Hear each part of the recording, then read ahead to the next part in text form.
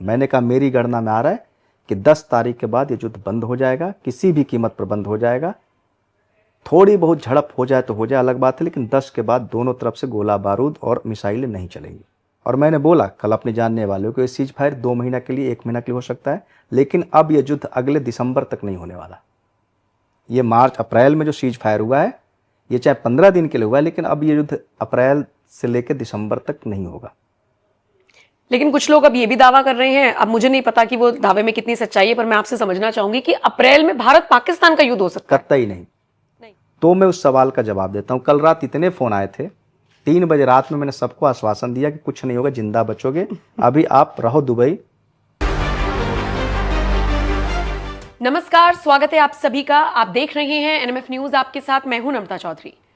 24 घंटे पहले तक हम सबको लग रहा था कि युद्ध और ज्यादा भीषण और ज्यादा विकराल होने वाला है।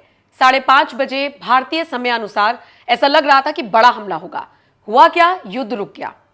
क्या आप जानते हैं इसको लेकर पहले से प्रिडिक्शन हो रखी थी? हो सकता है आप ये बात जानते हो, क्योंकि हमारे सहयोगी पेज धर्म ज्ञान पर ही इस बात की प्रिडिक्शन हुई थी। स्वागत कीजिए, क्योंकि उन्होंने ही ये प्रिडिक्शन की थी। आपका बहुत बहुत स्वागत है जी। जय श्री राम। मुझे जिक्र करना है बहुत सारी बातों का, जैसे कि बंगाल में क्या होगा, जैसे कि असम में क्या होगा, लेकिन मैं शुरुआत थोड़ा युद्ध को लेकर ही करना चाहूंगी। ऐसे कौन से तारे आपको समझ में आए कि हमको तो ये लग रहा था कि भाई बहुत जबरदस्त तरीके से युद्ध होने वाला है, और जैसा आपने प्रिडिक्शन किया था कि 10 तारीख से पहले पहले युद्ध खत्म हो जाएगा, रुक गया, सीज फायर हो गया? बहुत अच्छा सवाल किए हैं। मेरी पॉडकास्ट पे कविता जी ने भी सवाल किया था युद्ध के बारे में। मैंने कहा कि मेरे पास ईरान की कुंडली नहीं है, मैं गोचर का मास्टर हूं। गोचर मेदिनी ज्योतिष को बोलते हैं। मैंने विस्तार से बताया था कविता जी को। ये मेरी पॉडकास्ट आई थी 19 मार्च को। मैंने बोला था कि मंगल और राहु की लड़ाई चालू हुई 23 फरवरी को। सूरज शनि सेम डिग्री के हुए थे 29 फरवरी को, और उसी दिन ईरान का सर्वोच्च नेता मारा जाता है। सूरज और राहु सेम डिग्री के, सूरज सरकार सर्वोच्च नेता। उसके बाद मंगल राहु की लड़ाई चालू हुई पूरे मार्च में। उसमें बुध बकरी हो गया। बुध दिमाग है, बुध बकरी हो गया था, और ये बुध बकरी चला था तकरीबन 23 फरवरी तक, 23 मार्च तक। मैंने पिछले पॉडकास्ट में बोला था कि 21 मार्च को बुध मार्गी हुआ। मैंने बोला कि 21 मार्च के बाद धीरे धीरे दबाव बढ़ेगा युद्ध बंद करने का, और ये युद्ध 30 मार्च के तक बंद नहीं होगा। अच्छा। क्योंकि इधर फिर सूरज और शनि की लड़ाई चालू होगी। सूरज सरकार है, शनि विवाद है। उधर लड़ाई हुई सूरज राहु की, युद्ध भड़का।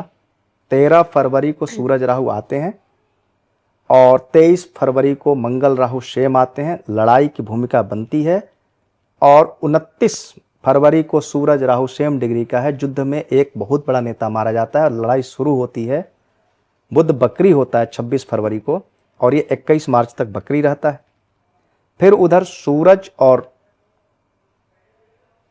शनि की लड़ाई चलती है। फिर इधर बुध मार्गी होता है। फिर इधर मंगल शनि आपस में आते हैं। ये मार्च लास्ट तक सूरज शनि की लड़ाई चली, जबरदस्त। मैंने बोला था खत्म नहीं होगा 30 मार्च तक। 30 मार्च तक लगेगा। ये युद्ध कितने साल और चलेगा? मैंने बोला था कि 2 अप्रैल को मंगल चेंज कर रहा है, और ये तकरीबन 10 अप्रैल को बुध राशि परिवर्तन करेगा। और मैंने कविता जी को बोला था धर्म ज्ञान पे कि ये युद्ध 10 अप्रैल के दिन या 10 अप्रैल के आसपास बंद हो जाएगा। तमाम लोगों ने पूछा था पॉडकास्ट देख करके, खास करके दुबई से हजारों लोगों ने फ़ोन किया कि अगर ये युद्ध बंद नहीं हुआ तो। मैंने कहा मेरी गणना में आ रहा है कि 10 तारीख के बाद ये युद्ध बंद हो जाएगा, किसी भी कीमत पर बंद हो जाएगा। थोड़ी बहुत झड़प हो जाए तो हो जाए, अलग बात है, लेकिन 10 के बाद दोनों तरफ से गोला बारूद और मिसाइलें नहीं चलेंगी। कल रात मेरे पास हजारों फ़ोन आए बिल्कुल कि आज ईरान के ऊपर सबसे बड़ा हमला होने वाला है, हम दुबई छोड़ दें। दुबई में बहुत लोग हैं। मैंने कहा कल का कल देखेंगे। मेरे हिसाब से इतना बड़ा कोई विस्फोटक युद्ध नहीं है। 10 तारीख तक सीज फायर जरूर होना चाहिए, या कंप्रोमाइज होगा या समझौता होगा।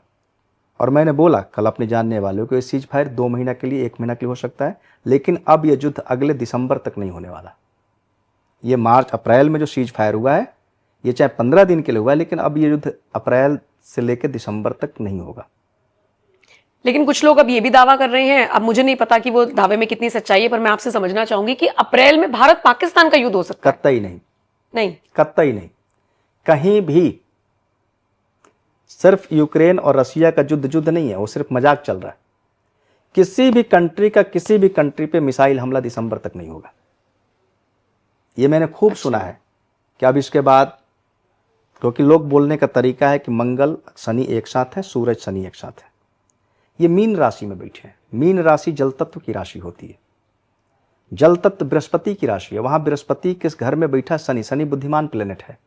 मंगल भी गुरु के सामने समर्पित हो जाता। मंगल सेनापति गुरु के घर में जाने से समर्पित रहेगा। सूरज राजा है, गुरु के घर में जाने से बिना गुरु की इजाजत के कुछ नहीं करेगा, और गुरु कभी युद्ध की अनुमति नहीं देते। लोगों ने देखा मीन राशि के ऊपर मंगल शनि सूरज रहेंगे, अप्रैल में भारत पाकिस्तान का युद्ध होगा, असंभव। कुंभ राशि में क्यों? जो अंदर सद्गुण नहीं होते। मंगल शनि अंगारक योग, मंगल शनि युद्ध गोला बारूद अंगार योग। मंगल राहु अंगारक योग। राहु क्या है? आतंकवाद, उग्रवाद, बम विस्फोट। बुध जो बुद्धि है खराब होगी राहु के साथ 2 महीना 5 दिन के लिए। बुध एक राशि में मुश्किल से 23 दिन से 27 दिन रहता है, यहां पे 2 महीना 5 दिन के लिए आया, खराब हो गया। बुध मंगल राहु सेम डिग्री के चले 12 मार्च से लेकर के तकरीबन 23 मार्च तक खूब मिसाइलें चलती रहीं। 23 मार्च से लेकर 30 मार्च तक सूरज शनि सेम डिग्री के थे, खूब युद्ध भड़का, समझौते का प्रयास विफल होने लगे। तो अग्नि तत्व की राशि में मंगल खुद अग्नि तत्व का ग्रह, सूरज खुद अग्नि तत्व का ग्रह, और राहु मंगल अंगारक योग, राहु सूरज सूर्य ग्रहण योग, बुध राहु से दिमाग खराब। इसलिए सबने अपना नियंत्रण खो करके युद्ध की चरम सीमा पर खड़े हुए। ये मीन राशि जल तत्व की राशि है, बृहस्पति की राशि है। बृहस्पति शांत ग्रह है, वहां शनि भी शांत रहेगा, मंगल भी शांत रहेगा, और सूरज भी शांत रहेगा। 10 तारीख को बुध निकल रहा है कुंभ राशि से। मैंने कहा था कि 10 तारीख के बाद ये युद्ध नहीं बढ़ेगा, किसी भी कीमत पर नहीं बढ़ेगा। और मैंने पिछले पॉडकास्ट में चर्चा की कि 15 अप्रैल को सूरज उच्च का होगा। सूरज सरकारें होती हैं, दोनों सरकारें बैठ के समझौता कर लेंगी। युद्ध 10 तारीख से बंद और 15 तारीख के बाद समझौता हो जाएगा। फिर मैं आज बोल रहा हूं, 15 तारीख के बाद दोनों पक्ष आपस में सहमत हो जाएंगे और आपस की संधियां हो जाएंगी। युद्ध दिसंबर तक नहीं होने वाला किसी भी कंट्री का कहीं पे।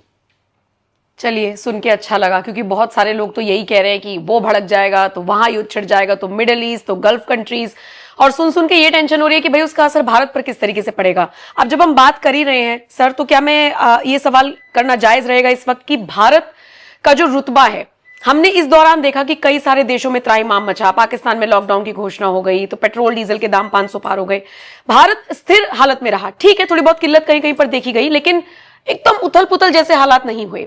आने वाले वक्त में भारत के लिहाज से सारी चीजें ठीक हैं? मई से बहुत बढ़िया है। देवगुरु बृहस्पति उच्च के हो रहे हैं। अब भारत की जो कुंडली लोग बनाते हैं वो बनाते हैं 15 अगस्त 1947 रात को 12 बजे। भारत उसी दिन आजाद नहीं हुआ था, भारत अनंत है। भारत की अलग कुंडली बनती है। मेरे हिसाब से उच्च का बृहस्पति काल पुरुष की कुंडली में चौथे घर में जाएगा। चौथा घर जनता होता है, और ये इसका असर 30 दिन पहले से आएगा। तो 1 मई से भारत की प्रभाव बढ़ेंगे, मुद्रा बढ़ेगी, संसाधन बढ़ेंगे, भारत खूब तरक्की करेगा पिछले 1 सालों के अंदर, जून 2026 से लेकर जुलाई 2027 के अंदर। वाह, बहुत अच्छा लगा। भारत के लिए सर्वांगीण विकास का समय।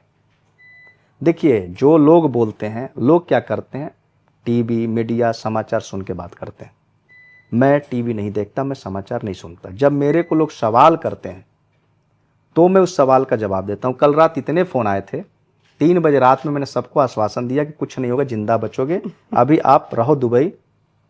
ये 15 अप्रैल से पहले दोनों पक्ष समर्थन कर देंगे युद्ध बंद करने का। 10 तारीख के बाद कोई युद्ध नहीं भड़केगा।